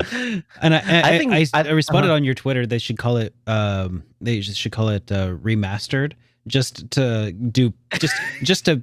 confuse the heck out of everybody. There's remake and then remaster and then yeah. Or maybe something that just breaks the theme entirely, like call it retrograde, like retrograde. Like yeah. Yeah, it's I don't know. There's some crazy options that they could have for and who knows. All I do know is that it's probably not going to be Reborn, because it sounds like that's already been used. But we'll talk about that in a little bit. Unless you're going to use it anyway. Maybe. We're turning into that kind of show now where we're just going to guess game names. Like ever since like Project Tree or Try, which we now know is what Trinity Triangle Trinity Trigger. Yeah. God, we're so turning close into that kind of show. let's give it another go, and then like we can remind us in 5 years when it's eventually announced. We can be like, Remind. Remind. You just said another one. That's a Kingdom Hearts. That's actually Kingdom Hearts. They just did that, didn't they? It's Gnome Widow, so I mean, I know he's not. Reverse. I think Reverse makes sense for this, but I think Revival would probably honestly be like something that could hint at something, like, because it sounds like they're all about changing fate and stuff. Revival, I think, might be like something that in would the cards. Maybe. Yeah, it's a possibility, and it would allude to maybe something that could happen that would undermine the entire story of the original game. But absolutely. But everybody always wanted to do it, so maybe we'll see. Let us know in the comments below, please. Ooh, Revenge is another one. Revenge. Yeah. Someone said Revenge, and I said Eric gets to do the stabby stab this time. Yes. Okay. Have you ever seen this? Like, this is like old like YouTube video, I think, called like Peach's Revenge. Where like Mario got killed by Bowser, and like Peach just goes on like a murder rampage. It's called Peach's Revenge. Okay. It's hilarious. I forgot which. I think it's from Dorkly. Yeah. Oh God, I remember that. It's hilarious. You got to watch it after this. Like, just search Peach's Revenge. It's hilarious. Sure. Anyways, I was just like, so as soon as someone said Revenge, I'm just like, I can see it now. Cloud dies, and the air just go like ape crap on Sarah. Okay, I got one more submission. Well, 3 more. Reduce, reuse, recycle. Oh, I had that on my Twitter. I had that on my tweet for the show. Oh, did you really? Yeah, I did. I said, what is that? Renew, reduce, recycle. Yep. The four R's. Exactly. Great mind think alike. See, there you go. But yeah, let us know in the comments what you guys think. All right. So that covers all the game announcements. How are you feeling about all the games coming out, Derek? You stoked? We eating well? Yeah. I'm moderately stoked so far, I would say. Stokage, optimal parameters. Are you gonna have to redo your annual not annual 2022 games that I'm hyped for? JRPG list? Yeah, maybe. I think you might have to. It's about time. I think you're right. I made one at the beginning of the year, and we're halfway through, and we're just piling more games onto the list every dang week. It's awesome. I love it. My backlog, I know. I'm just like traumatized. I know. So I don't know if you guys have not followed us on Twitter, do that. Like, do that right now. But I shared on Twitter this like master game list, just of the games we've talked about this year so far, 6 months in, and it's like 140 games we've talked about, including not including today's show. It's So so not even crazy. including the ones we talked about.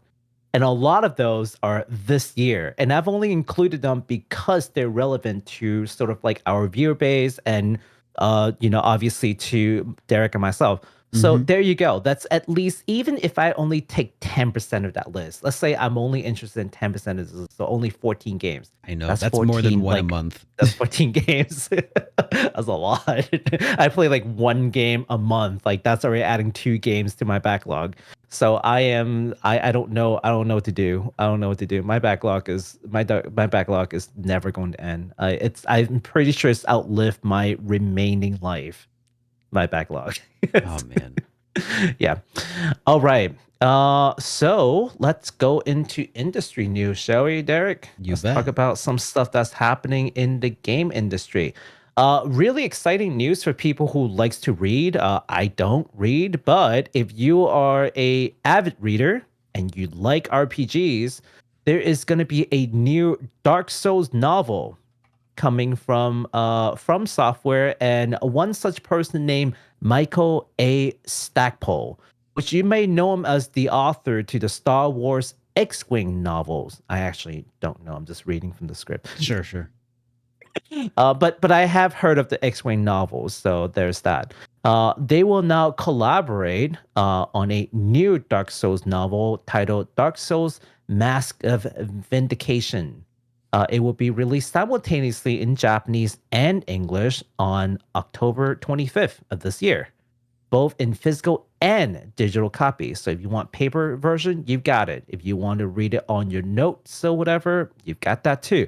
So yeah, Dark Souls novel. I am intrigued because I'm kind of curious what that would look like, because I feel like Dark Souls in general gets a lot of its mystique and from like its, you have to piece together a lot of the story yourself, right? This is a completely different medium that wouldn't be conducive to such things, I suspect. Yeah, absolutely. So it's going to be a huge challenge to the author to be able to, just make sense of this world and write it in that preserves that atmosphere and what have you. So wow, it's such a huge challenge. I don't know if this person's up to the task, but good luck. And I'm really hoping that this is going to be a great novel and we can see more like literary works that's based on games. I think it's really cool. I mean, look, I don't subscribe to like novels and what have you, but hey, I'm just like illiterate, man. Like, there are plenty of people out there who loves reading as a hobby, and they also like JRPGs. So I wonder if we'll ever get an audiobook version of this if it does well. That would be Audible. interesting. Yeah, I would listen to it. Yeah, please just don't make me rewords. But if you play it, I will listen to it. Yeah. So we got another little bit of interesting bit of news. Dragami Games is planning a Lolipop Chainsaw revival.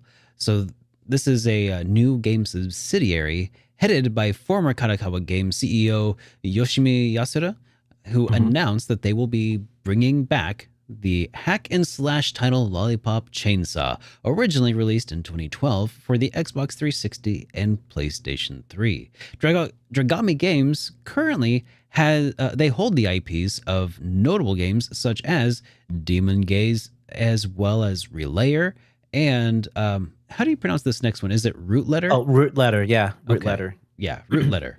So kind of interesting. We'll see how they do. I would be interested because, I mentioned once upon a time that the game that I wanted to design took place as like fighting zombies off in a high school and stuff. And that's kind of what Lolipop Chainsaw does. Albeit they did it like a, 3D, not like a, top down. I would do it more like Terranigma style, but this is cool too. I dig it. This is like super over the top, super crazy, insane. It's like, isn't it also Suda 51 or Suda41? I don't know. I thought he was involved because it feels a lot like No More Heroes. I wouldn't be surprised. I mean, I think the boyfriend's head is like, you know, you get to walk around your boyfriend's head, like undying head, like that's like your companion. Like I forgot. It's like something crazy. Yeah. Suda51 was involved in it. Oh, it was? Oh, Yeah. there you go. So that's that explains a lot. It definitely does. I love it.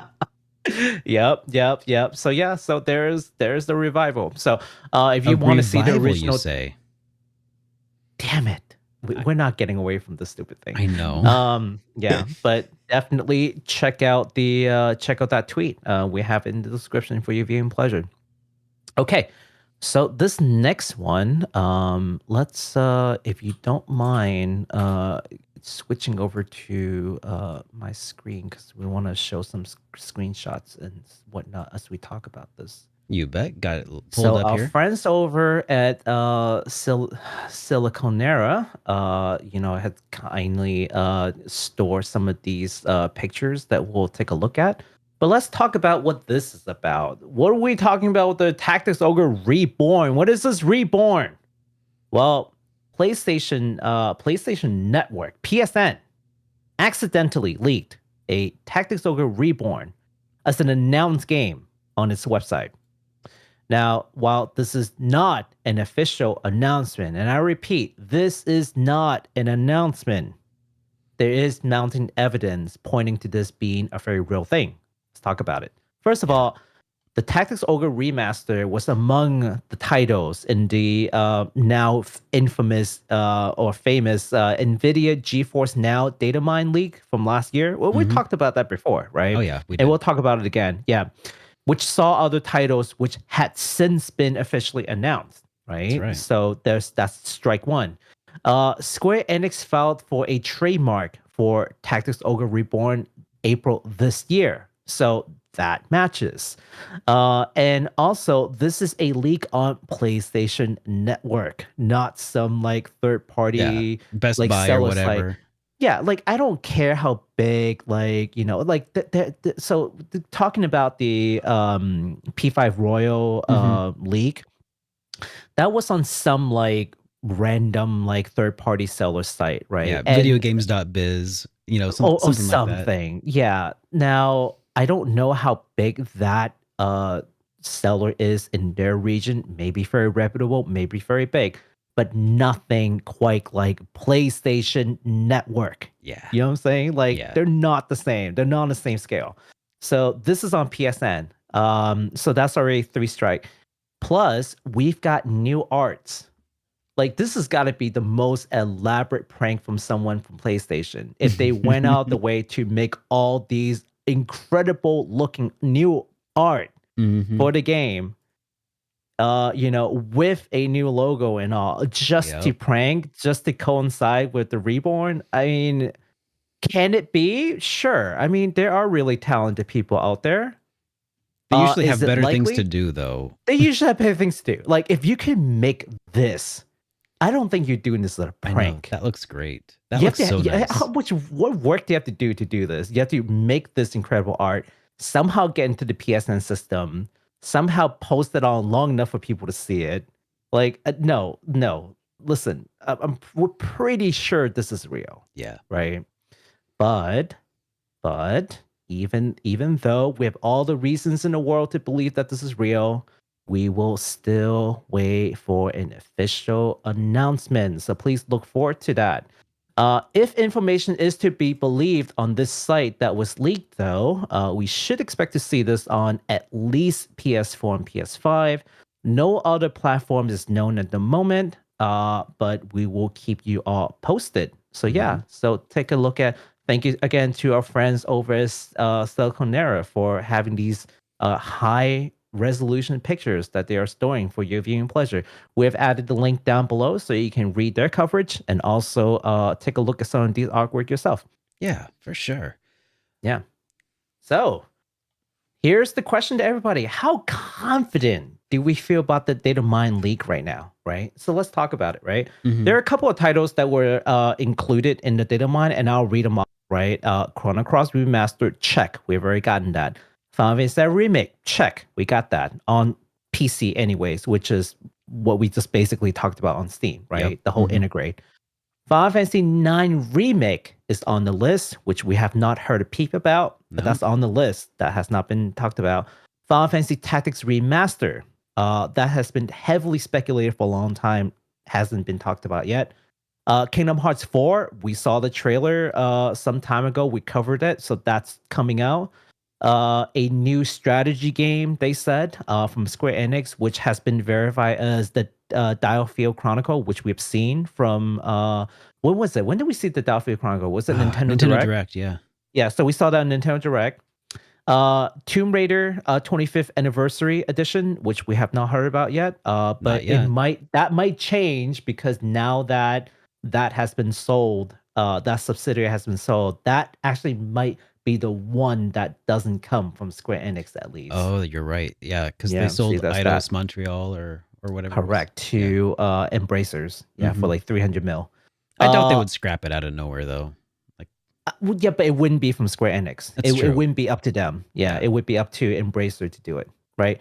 And then there was an unannounced card game 2, which we have since found out that is Voice of Cards, the Forsaken Maiden. So that checked out. So really, there are only 3 games left off this list from Square Enix that we have not seen or heard an official announcement. Final Fantasy IX Remake, Final Fantasy Tactics Remaster, and now Tactics Ogre Reborn. And if this list is to be believed, this is not going to be a remake. This is going to be a remaster. Now, we don't know which remaster is from.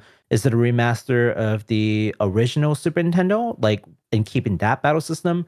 Is it going to be a remaster of the PSP version with all the new characters and a slightly different battle system and leveling up system? We don't know, but again, whenever we have official announcement, you can bet that we are going to cover this. Exciting. So how sure do you think we're going to get Final Fantasy? I'm feeling Remake at this point. I'm feeling reasonably confident that You're pretty good. I'm feeling good. At this point, like we're like at 80% of everything has come to fruition. Like at this point, it's like if at this point we can't believe it, it's like then we literally cannot believe any leak ever. I feel like at this point it has enough of a track record that's like, this is legit. Yeah, and I think that's what I was saying about earlier with like there's a different level of like rumor and leaks. Like they're different seeing some cover on some website, that's not a strong leak. This just evidence mounting. This is insane. Did not you also official announcement? Yeah. Did you also mention the Live Alive remake? I think wasn't that also in the NVIDIA? Was it in there? I don't remember. If it was, I missed it. But, I don't remember if it was. I thought it might have been. But actually, no. I think you're right. Life Alive was probably on there. Because like I remember that was also just like a way out of left field thing, and everybody's like, "This has to be fake." Yeah, okay. And then, but Live Alive HD 2D, you're like, what? Yeah. Kingdom Hearts 4 is the one that I'm just like, get out of here, man. Kingdom Hearts 4 is not coming back for another like decade. And then like next month, it was like Kingdom Hearts 4 is coming. I was like, oh crap. I know. And you know what? Teach you to bet against him. Yeah. So hey, tell us what you all think. Are you excited for the remake? See, I'm worried that the Final Fantasy IX remake is just talking about like the cartoon that they're talking about. So, yeah. Like if it's so that's by a French animation studio though, right? So yes, that doesn't necessarily. It's not a game per se. And they might not be unless they're doing it in CGI or something. And it doesn't look like they are they? As far as I can tell, it doesn't look CG. I mean, we haven't seen anything. Yeah, no one has seen anything about it. So yeah, I guess. But they do special in like they do specialize in like like 3D kind of animation for what I've seen. Do they? Like that studio? Yeah, it seems that way. So maybe that is. But calling it a remake though would. And not like a project. I don't know. Yeah, we shall see. We shall see. We'll see. I don't know. All right. I think I was thinking of a mana game when I. Yeah. So never. A mana game. Yeah, or the mana animation. Oh yeah. I think that's what I was That's thinking from a of. different studio. That's what I was thinking of when I was like, it doesn't look CG, but yeah. Disregard. No, that's a different studio. It's too many games, too many Too many games. animations. Everything's blurred.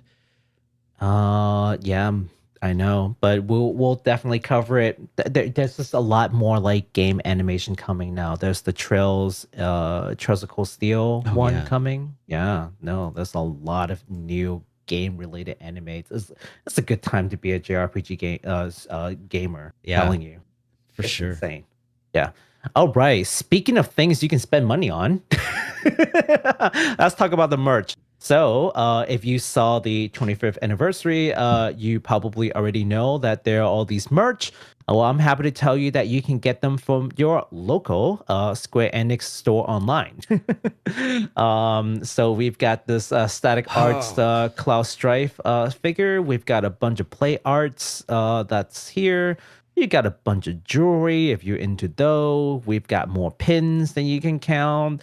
You got a mug. Everyone likes mugs. Only a $30 mug. Oh my God, $30 mug. Can I just mention real quick? These Final Fantasy VII pin badges, these collections are $60.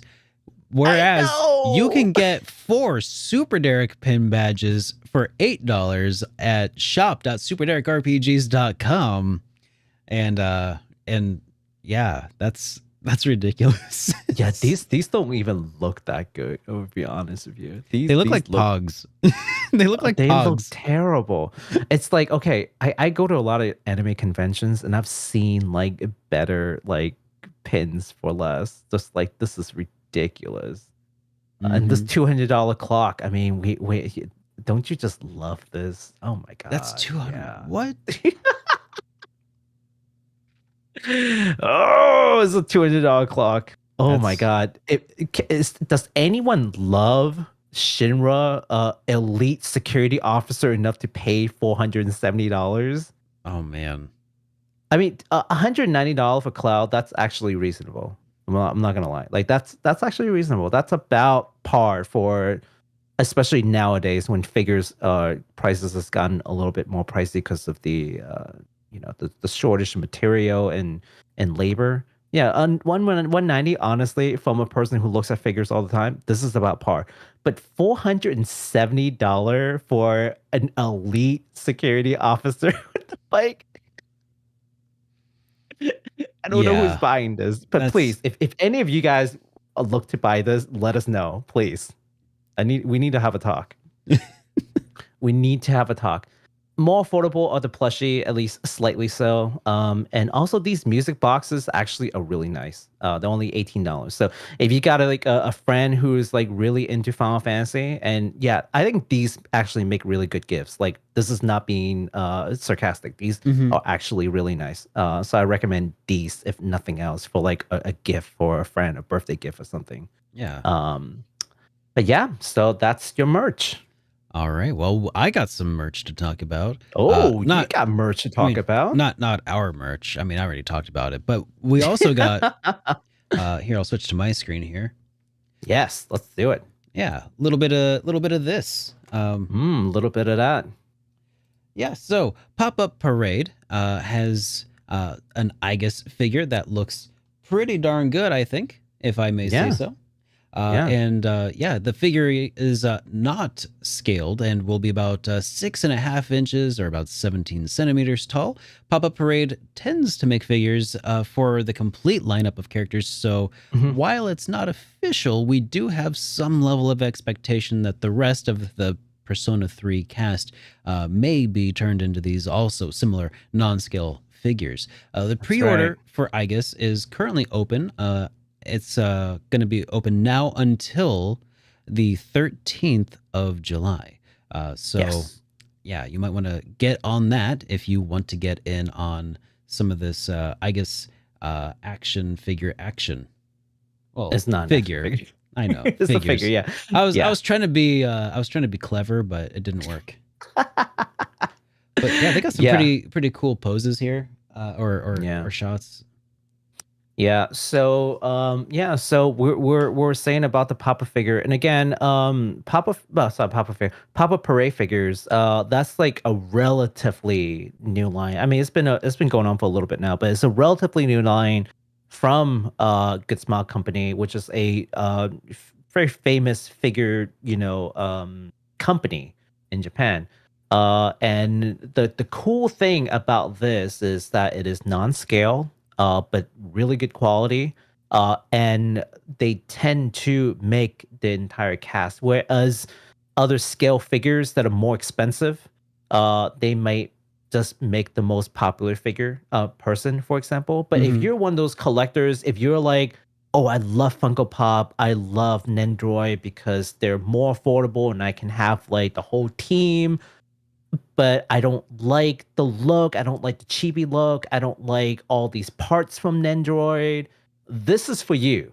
This is for you. If you want to collect the whole team because you just love the game, hate the chibi look, I want like the actual like size person.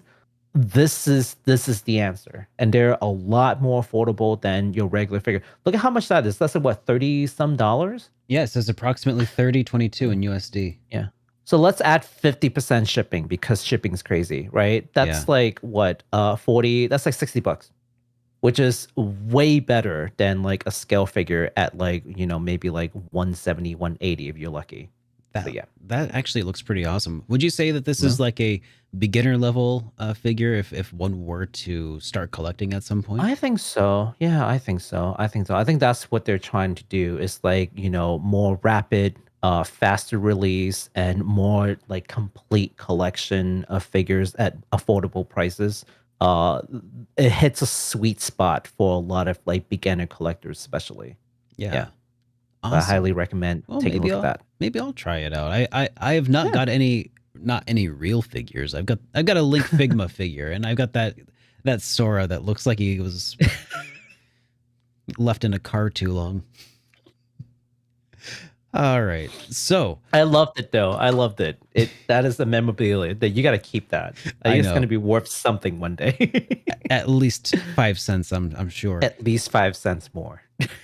All right. So do you want to take a look at some of the super chats that we've gotten so far today? Let's do it. All right. We got a few here to cover. So starting with Still Alive, who says, what's your guys' bestest guesses as to why Square hasn't brought all of the Final Fantasy Pixel remasters to console yet? It can't be because they think it would not be profitable, can it? That's a good question. So it's only available on Steam right now, right? Yeah. So it's only, as far as consoles go, it's only available on Steam Deck. Oh, that's true. Yeah, the Steam Deck. Yeah, we just talked about it. So I don't know, man. It's the weirdest thing. I've been expecting some sort of collection, maybe, or like it feels like it should be on the way, right? Yeah, I mean, there's definitely money to be made for, let's say, releasing that on PS4, PS5, and Switch at the minimal. I mean, Xbox, great, but I don't think anyone who's been around gaming long enough would look to Xbox as like a JRPG playing machine. Yeah. So obviously it's already available on PC and by extension Steam and on Steam Deck. So that's not really a question. We're really just asking about like Switch and the PlayStation systems. And man, I definitely can see a huge sale on those. So, that's perplexing. But then again, Square Enix makes a lot of very perplexing business decisions that I can't make sense of sometimes. So I know. there may be a good reason behind the scene that we don't know about, right? Maybe some legal things that we don't know about. But yeah, aside from that, I don't see why they wouldn't. It's not a technology thing because the architecture for the new gen systems are very similar to PC anyway. So it's not even like the PS3 sort of issue where like the architecture is just extremely wonky, right? Or like the Wii. But like the Switch and PS4 they're practically PCs. I know. So or at least one's practically a mobile game. Like it should be a super easy thing to port to. I Yeah, I have no idea why they wouldn't. And heck, even if it takes a little work, just the amount of potential sales is absolutely worth it. So Yeah. maybe I'm sure some they kind of will. time exclusive. I don't know with Maybe. Steam. Not with I don't Steam know. though. That's weird, right? It just doesn't add up. It doesn't. That's why I'm thinking. I'm thinking really hard. It's a great That is mystery, an actually. amazing question. I'm gonna think more on that. Yeah, maybe it'll be part of the the new Switch or the Nintendo Direct maybe at the end of the month. Yeah. If The it rumored happens, one, if it yeah, happens. if it happens, you'll hear about it, which is crazy because they're saying like the 29th is supposed to be the date, and I was like, it's the 19th. That's 10 days from now. They really not announced 10 days ahead. Like, come on, like seriously. I mean, sometimes they do. Sometimes it's like within a week, so you never know. Yeah. Well, let's wait and see. Let's All wait right. and see. We got Yep. another super chat here from Mr. Naticus who says, so what are your thoughts on Square Enix working on on 4 Final Fantasy VII games? Everyone's talking about the 2 announced games and that FF7R will be a trilogy, but glazing over the fact that there's another unannounced game in the works. That's an announced game in the works. Yeah, he I says didn't hear about that one. He says that there's another unannounced game in the works. So let's think about it. There are 2, 3. I mean, there are technically already 4 games in the works. Yeah, we've already talked about 4 of them today, right? Well, we talked about 4 of them today, but one of them is just a Steam that's right, the availability. Steam port. Yeah. The one that we didn't touch on is First Soldier, which is that gacha game, and it's like some kind of weird arena shooter fighter thing. It's like not even remotely RPG. I know. Okay. I know.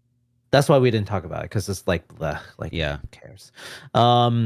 Yeah, so that one is one game, and then you have Rebirth, and then the third game. Oh, maybe the unannounced is the third in the series. That's technically unannounced, but also like known. I don't know. It's a weird, kind of a given. Like, yeah.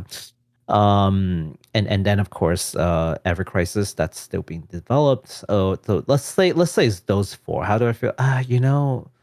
If they're willing to put the resource to back this is fine. The only thing that I feel like the team that works on the shooter is not even going to be the team that does like the RPGs anyway. Like it's just so vastly different of a game. The only thing that's similar is just using maybe some assets. Yeah, they're definitely casting a pretty wide net, and I can appreciate that. But oh man, I really hope that they don't overdo it and just kind of like hammer it into the ground, Yeah, I'm very meh about it. The Ever Crisis, again, I'm excited for folks who can't play on a console, and it is a very complete work that is not available anywhere else.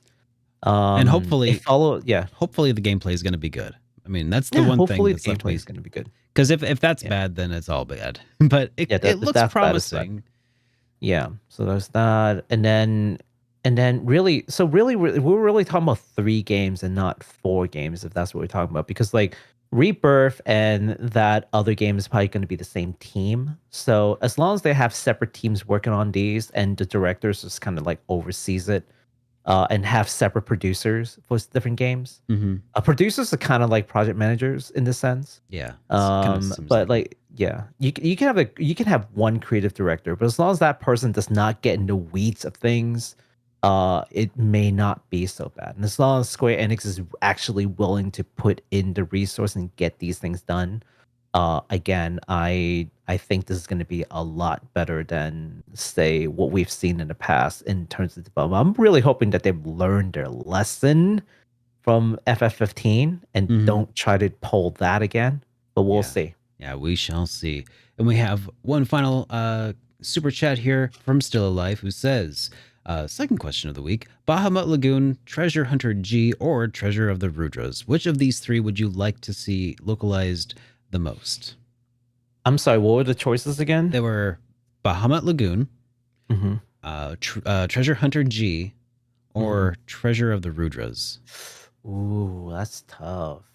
It's especially tough because I have not played any of them, but I remember hearing really great things about all three of them. I think Treasure Hunter G sounds like it was either that or Treasure of the Rudras. There was one of those two that stood out to me as being like, I gotta play it, but it's been so long. I want. Oh, oof. Yeah, that's rough. All of the above, I guess.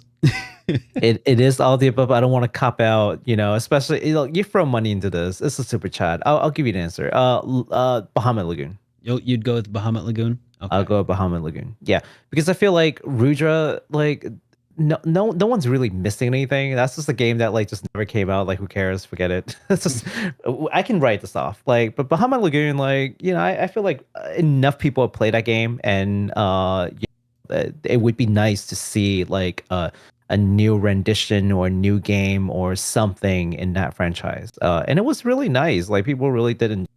So I would love to see that. Yeah, it does seem to be the one that gets talked about the most when among these fan localized games. Bahamut Lagoon's always on the short list, which is kind of why I'm kind of like, well, they must have done a really good job. So yeah, I mean, no, it was a really good game for back in the time. So I would really like to see something done there. I mean, you want to talk about shouting into the wind like this? Well, we thought that about Live Alive. So that is fair. That is fair. That is fair. I know, man. Well, anyways, guys, Square Enix. It has been a pleasure to stream for all of you this evening. If you enjoyed what you saw, please consider, or if you enjoyed what you heard, please consider either giving this video a like here on YouTube or on your various podcasting platform of choice. Give us a rating if you'd like to, and thanks for watching. And we'll see you guys next Sunday when, gosh, I guess we just have hopefully more awesome news to talk about. So until then. Oh, yeah.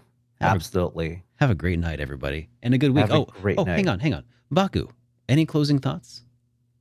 I'm just gonna it basis bear repeating one more time. Our Twitter and our Twitch links are down in the description below, so definitely check them out. You know what this is called? Like it's called what is it called? A call to action. A call to action. Yeah, we got to do the call to action, Derek. Yes, all of our Twitter and Twitch links down below. All the videos and games that upcoming release and announcement always down below. Any first party sources for any of the news that we use are all down below. Please consider coming by to hang out. I'll be streaming over in my Twitch channel Tuesday, Thursday, Saturday. I believe Derek's schedule is Monday, Wednesday, Friday, if I'm not mistaken. Right? Yeah, Monday, Wednesday, right. Friday. Yes. Yeah. So please come by and hang out, and we'll look forward to seeing you guys there. All right. See you there, everybody. Take care.